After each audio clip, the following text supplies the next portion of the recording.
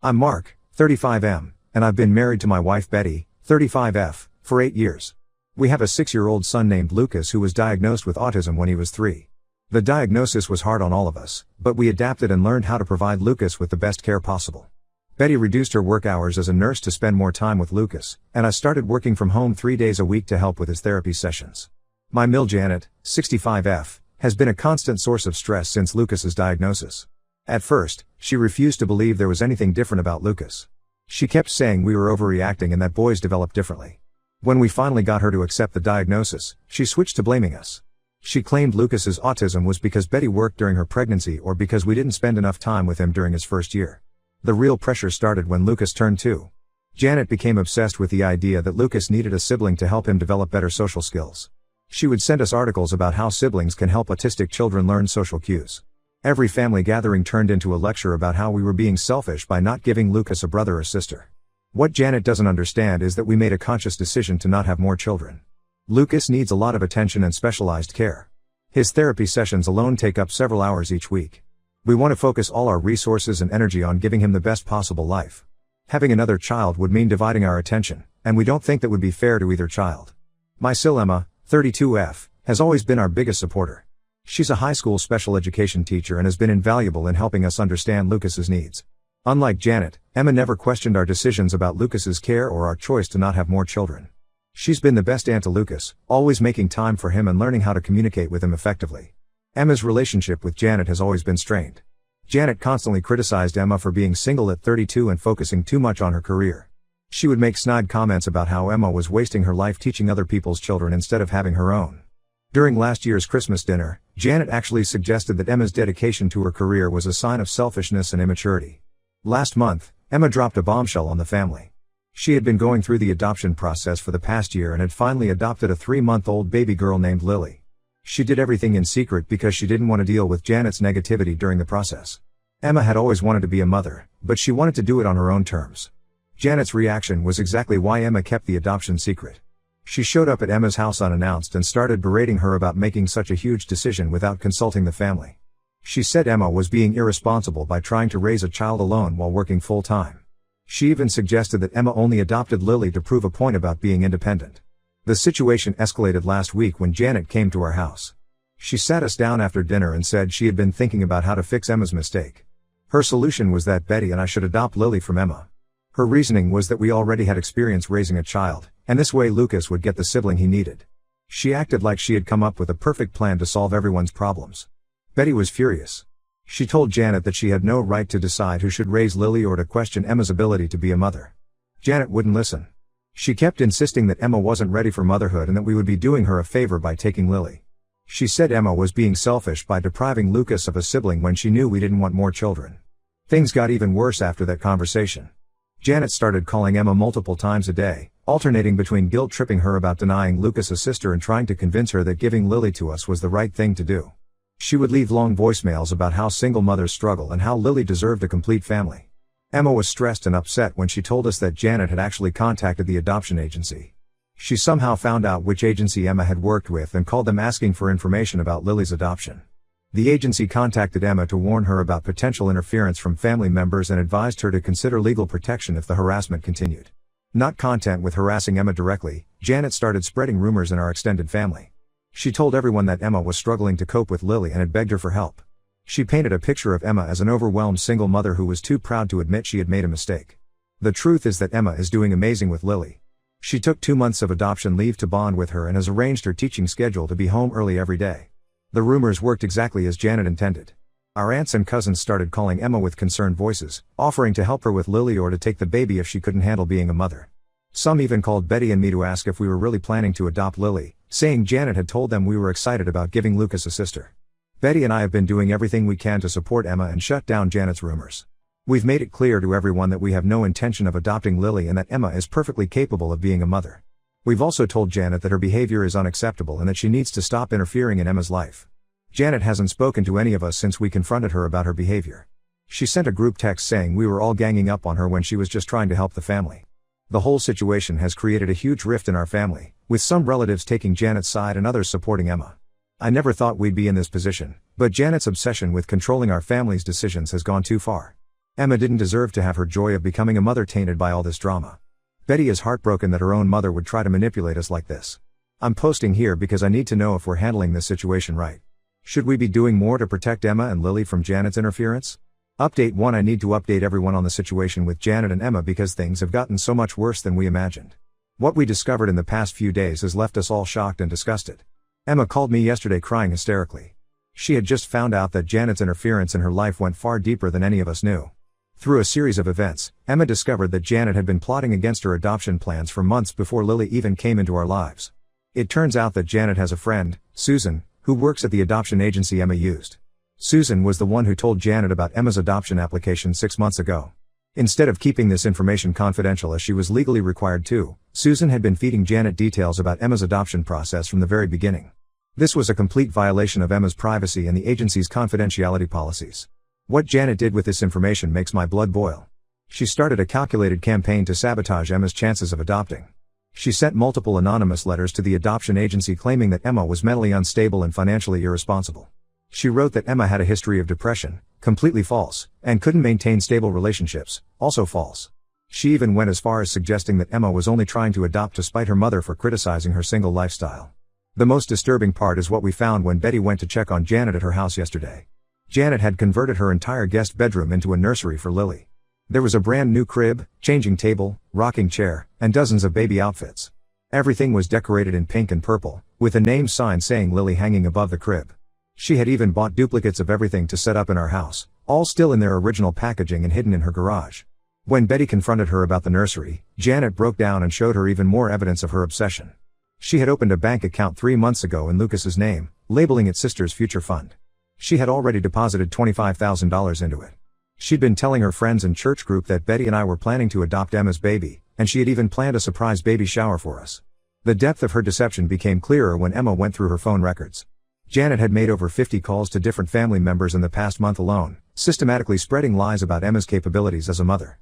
She told our Aunt Carol that Emma had called her crying every night, saying she couldn't handle Lily. She told our cousin Mike that she had caught Emma leaving Lily alone while she went shopping. None of this ever happened. Betty found a notebook in Janet's house filled with what can only be described as a manipulation playbook. She had written down different scenarios and strategies to convince Emma to give up Lily. One page detailed plans to report Emma anonymously to child services if she refused to give Lily to us. Another page listed ways to make Emma look incompetent at family gatherings by doing things like distracting her when Lily cried or criticizing her feeding and diapering techniques in front of everyone. When Emma confronted Janet about everything we discovered, Janet's reaction was both shocking and heartbreaking. Instead of showing remorse, she doubled down on her actions.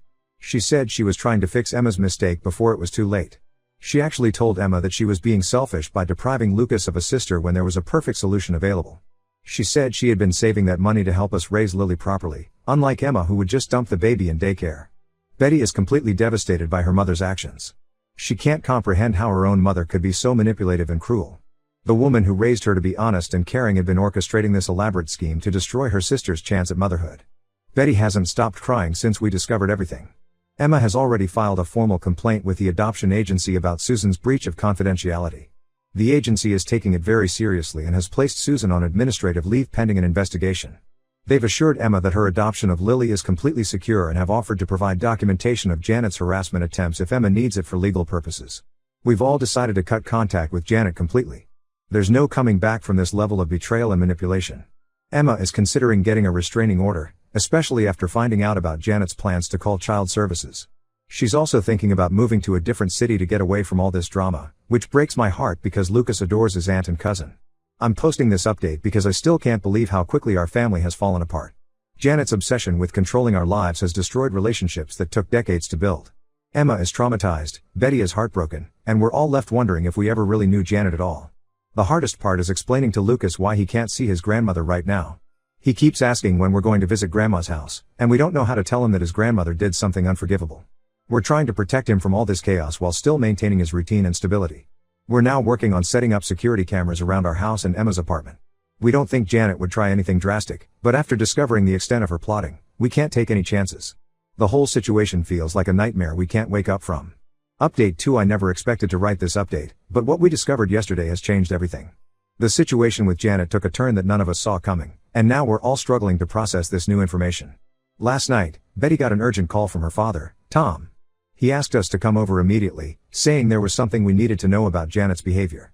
When we arrived, we found Janet sitting in their living room, looking completely defeated. Tom then revealed what we'd all been missing: Janet has terminal pancreatic cancer.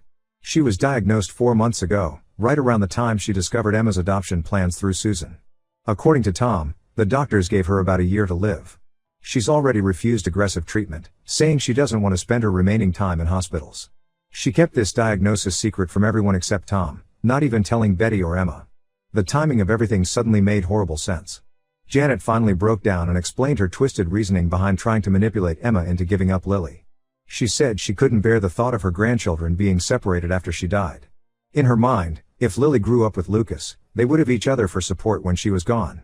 She convinced herself that by getting us to adopt Lily, she would ensure both her grandchildren would grow up together as siblings. She also revealed that the money she had been saving wasn't just for Lily. She had actually sold all her jewelry and some family heirlooms to put together that sister's future fund. She wanted to leave something behind that would connect her grandchildren. The nursery she set up wasn't just about controlling the situation, it was her desperate attempt to create memories with a grandchild she knew she wouldn't see grow up. When Emma found out about Janet's diagnosis, she was overwhelmed with conflicting emotions. The manipulation and betrayal still hurt deeply, but now there was this added layer of understanding her desperation. Emma came over to Tom and Janet's house last night after we called her. The conversation that followed was intense and emotional. Janet tried to apologize, saying she let her fear of death cloud her judgment. She admitted that she became obsessed with the idea of fixing her family before she died. She thought if she could just get everyone to follow her plan, she could die knowing her family was exactly how she wanted it to be. She acknowledged that she had no right to interfere with Emma's life or try to manipulate us, regardless of her diagnosis. However, Emma wasn't ready to forgive and forget. While she expressed sympathy for Janet's situation, she made it clear that having terminal cancer didn't excuse trying to destroy her chance at motherhood. Emma reminded Janet about the anonymous letters to the adoption agency, the lies she spread in the family, and her plans to call child services. She said these weren't the actions of someone who just wanted to help, they were calculated attempts to control everyone's lives. Betty has been struggling to reconcile her anger at her mother's actions with the knowledge that she'll lose her soon. She's angry that Janet kept her diagnosis secret while simultaneously trying to orchestrate major changes in all our lives. She feels robbed of the chance to process her mother's illness properly because now it's all tangled up with the adoption drama.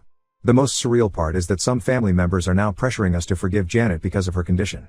They're saying we should put aside our feelings about what she did and focus on making her remaining time peaceful. But Emma is firm in her decision to maintain distance from Janet despite her condition. She says she'll always be grateful that Lucas has a relationship with his grandmother, but she needs to protect Lily from Janet's controlling behavior, terminal diagnosis or not. Tom is caught in the middle of everything.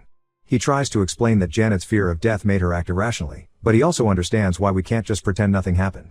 He's asking us to consider allowing Janet limited contact with Lucas and Lily, supervised visits only, saying it would give her some peace in her final months.